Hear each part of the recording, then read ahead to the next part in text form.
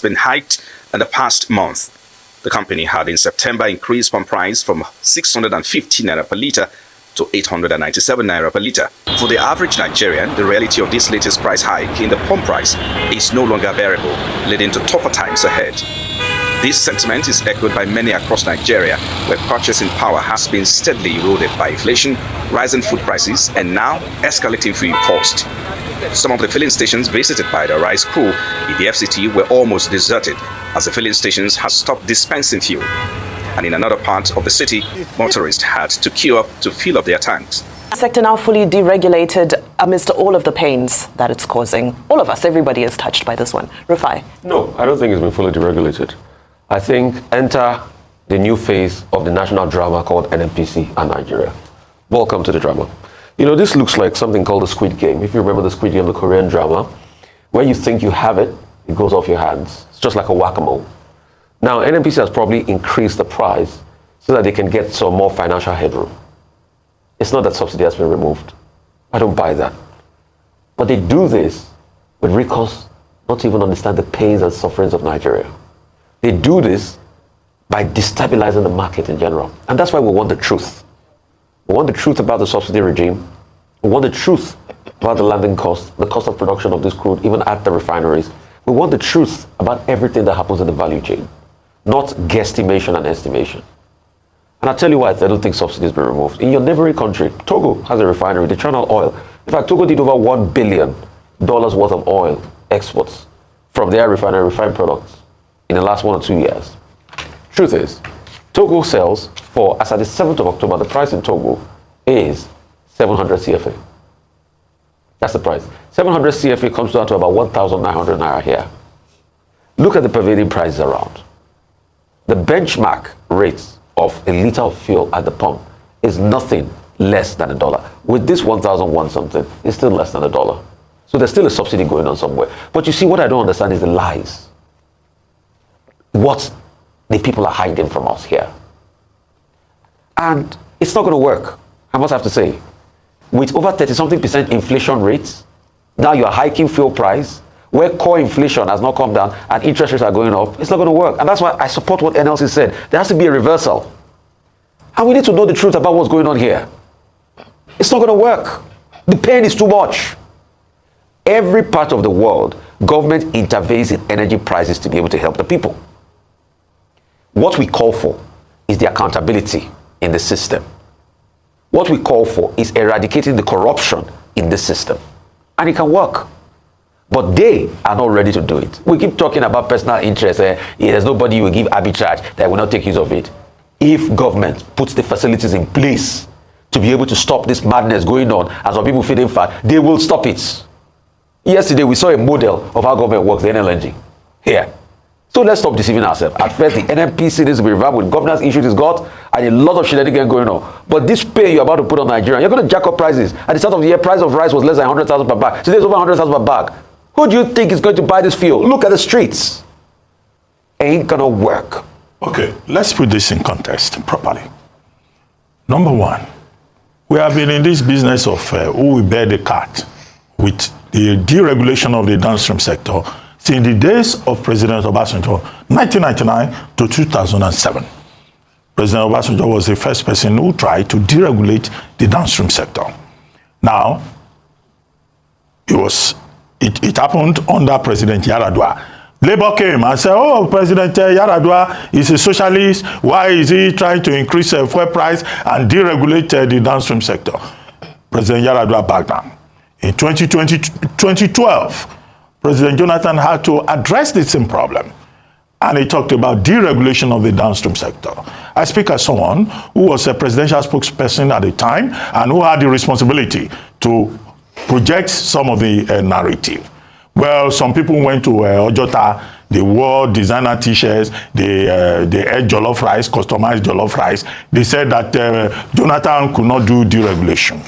This morning, it seems to me that the same people who for political reasons opposed President Jonathan in 2012 and opposed President Obasanjo 1999 to 2007, they have just vindicated the two personalities who said that Nigeria needed to plug the leakage in the oil and gas sector. President Jonathan, as I will recall, set up panels. There was a panel led by Agi Mokwede, and we tried at that time, to address this issue. Now, the morning has come now that the same naysayers have now eaten their own vomit, and they say they have completed the deregulation of the downstream sector. That is that about politics and opportunism and hypocrisy in politics. Number two is about the role of the NNPC Limited. Now, I need to clarify this and to put NNPC Limited again in context. NNPC Limited had told us that they were owing about 6 trillion naira, the traders. Traders were beginning to lose confidence in Nigeria. They were not giving us products. Our refineries are not working. Even the Port Harcourt refinery that they say has been mechanically completed is in no place after 7 promises to provide finished products to Nigerians.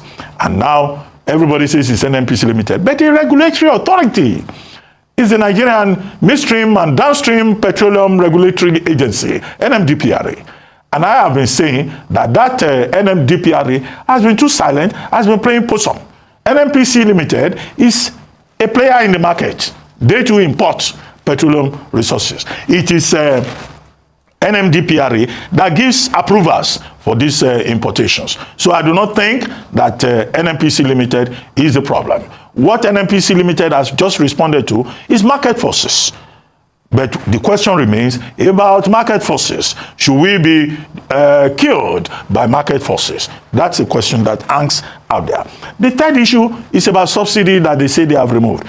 In some other parts of the world, you see these are our people who say they went to, they have worked with World Bank, they have worked with IMF. They don't even seem to understand orthodox economic policies. I'm not an economist, but I do know that in serious-minded countries of the world, subsidy is provided one way or the other. It's a big argument in the United Kingdom today. Nobody is saying in the UK that they will remove subsidy. Nobody is saying in US they will remove subsidy completely because the people need to survive. Now, where do we find ourselves? The Tinubu government has now finally decided that the 134 naira or so point whatever that is paid in terms of subsidy, the position of NNPC Limited as off-taker from Dangote refinery owing 7.25% of the Dangote equity will no longer, the equity will remain, but Dangote NNPC Limited will not provide any subsidy for the long-suffering people of Nigeria. Okay, whatever is saved by the Nigerian government, we are hoping will not be used to buy yachts, will not be used to buy fancy cars, will not be used to send the first ladies to meaningless trips abroad. We are hoping that what the Nigerian government is going to save under President Tinubu's watch will be used, for example, to subsidize education at the primary and secondary level and the tertiary level, will be used to subsidize health care. And not that we will hear tomorrow that people in the National Assembly will get brand new cars. If that happens, the other issue are the social consequences. As for Labour, I don't think that Labour is making a serious case. Labour can make noise. What is the alternative that Labour is offering? Labour itself needs to think out of the box. Our National Labour Congress should not be used as a stepping stone for people to become ministers, to become governors, and to go back in the evening to go and collect opportunities from the sitting government. So President Tinubu, this is not the end of the story. Whatever is saved, we want to see it in other areas. And what have they done even with the alternatives that they offer? Compressed natural gas and all of that. There is competition, somebody says, but the competition will come from other people who are allowed to import. So NNPC Limited, we hope, will not be the sole importer. Other people should import, whether they are importing from Malta or they are importing from Togo or they are having a blending plant in Port Harcourt. We will see. This is the issue. All right. It don't happen. It don't happen again. We don't enter one chance. Fuel price has just been announced 1,030 naira per liter. Wow. Good news to APC members. See, I still do not understand why they are always interested in increasing fuel price. Twice now, since agreement with the Labour Union, Tinubu said they were not going to increase the fuel price again. Twice now, the price has been increased.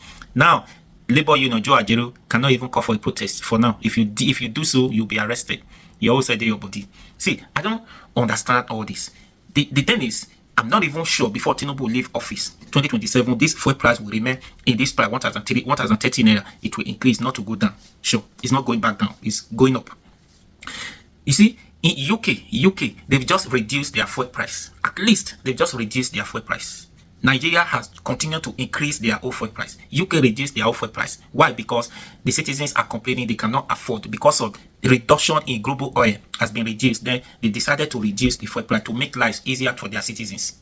In Nigeria, the living standard in the UK better than Nigeria, at least. In Nigeria, where people can barely feed themselves now, to not even to talk of 3 square meals in the day, they are always interested in increasing. Why UK are looking for a way to make life better than their citizens. Come on now, who do us like this? Because I don't understand. You are always interested in taking, increasing. You are just less concerned with all this problem now. The complaint, the protest. What has nothing? That is to say, nothing has changed. They carry cutty wood, broke ear, the hardship. Despite the hardship, the problems, the next thing Tinubu will do again is to increase fuel price. And you are telling me this Tinubu has the key to changing this country? It has anything to do to better the lives of the citizens? You must be a joker. I said it before. This is a reality. And people thought Dangote will be a good Samaritan to Nigeria. I will pray. I'm not even knowing that. I don't know if this is a blackmail or I don't understand the problem. What is going on in this country? I don't understand. But I still believe one day, all these things, this problem can be corrected. Somebody just wake up one day to be the name of you want to be the president, it's just to come and suffer the whole Nigeria. Since they want it today, we continue to talk about this administration, the bad side of it. Nobody is talking about good side of it. Because with all this problem, hardship is going on in the country. Nobody is saying what you are doing, even if you are doing anything. As far as your citizens cannot feed themselves, they cannot afford to buy petrol. That is to say, you are not doing anything. It's just like the River State now. Wike is not allowed Fumbara to do. Even if the Wike Fumbara is doing something now, what comes to the face of every headlines or any newspaper is the bad side of it. Fight, crisis, this and that. That's what they always see on the social media, not what Fumbara is doing. Now, the hardship in the country, people can barely feed themselves, people cannot afford to buy fuel, is what comes out on every newspaper you see today, is what people are talking about. Nobody is seeing what Tinubu is doing, even if he's doing something he said he's doing reform, rather than he's lying to us. Look at the Independence Day speech that day, a lot of full of lies. That's what people are saying. And you are telling me that Tinubu is doing something, he's working? You must be a joker. I've said it many times, this is a reality. And Tinubu had an agreement with Labour Union that in 3 years' time, before he leaves office, they were not going to increase fuel price. September, I think, how many months ago? Twice now. They've just increased fuel price twice since that agreement. And now the minimum wage, they can't even look into that again until after 3 years. And Joe Ajero can do nothing. Now, if you dare call for protest, call for anything, you'll be arrested. He can't do nothing. We are in it. One chance. Anyways, what do you think? Please share this video. Tinubu just can't give Nigeria. How could you just wake up suddenly from 200 naira, where they were still making gain profit, that Nigeria was still living? Where can't you just leave us that place where you met us? Leave us like that. Let people continue to steal the money. The worst part of it now, you say you are doing reform, you are increasing fuel price, the subsidy is still going up, people are still stealing money, and you're even giving people more rooms to steal money. Now, wow. Anyways, what do you think? Please share this video. Please now subscribe to this YouTube channel.